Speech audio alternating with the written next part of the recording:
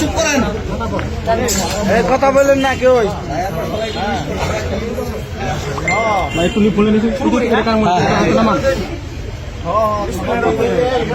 আমি পুলিশ পরিদর্শক তদন্ত সেগুলো মোস্তফা রুবেল।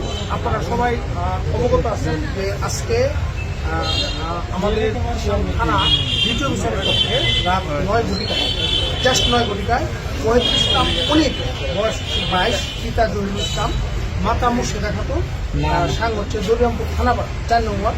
ও নিজ হাতে একটা চাইনিজ কল, রক্ত মাখা চাইনিজ কল এবং তার শরীরেও রক্ত মাখা অবস্থায় সে দ্বিতীয় বিচারের পক্ষে এসে সে বলে যে আমি একটা মার্ডার করেছি, আমাকে অ্যারেস্ট করে।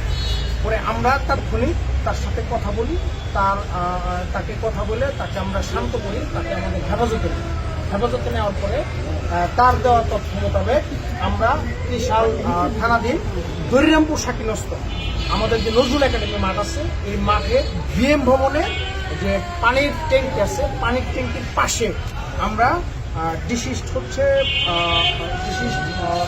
মুনতাসির ফাহিম 22, পিতা হচ্ছে বাদল মিয়া, তার সাং হচ্ছে চিকনা মনোহর, তাকে আমরা ক্ষতবিক্ষত অবস্থায় আমরা পাই। আমরা খুব দ্রুত শোনামাত্রই যাই, যদি এই আশায় ছিলাম যে সে যদি তাকে হাসপাতালে রেস্কিউ করে যদি করা হয় কি বলে যে বাঁচানো যায়, কিন্তু আমরা তার ক্ষতবিক্ষত লাশ, রক্ত মাখা লাশ ওই জায়গায় পরিস্থিতি দেখি।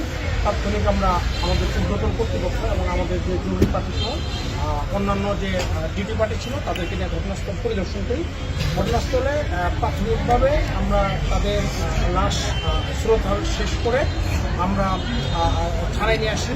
বাকি যে প্রসিডিউর আছে এগুলো আমরা শেষ করব এবং যে অ্যাকিউজড, যে নিজেকে অভিযুক্ত দাবি করছে ওয়াহিদুল ইসলাম অনেক, তার সাথে আমরা প্রাথমিকভাবে কথা বলি। প্রাথমিকভাবে জিজ্ঞাসাবাদে জানা যায় যে তারা মাদকের শত্রু ছিল এবং তাদের পূর্ব শত্রুতার বিরোধ ছিল।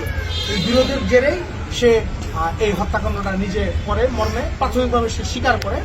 তো বাকি বিষয় আমাদের তদন্তাধীন আছে, তদন্ত শেষে বিস্তারিত আপনাদেরকে আমরা বলতে পারবো।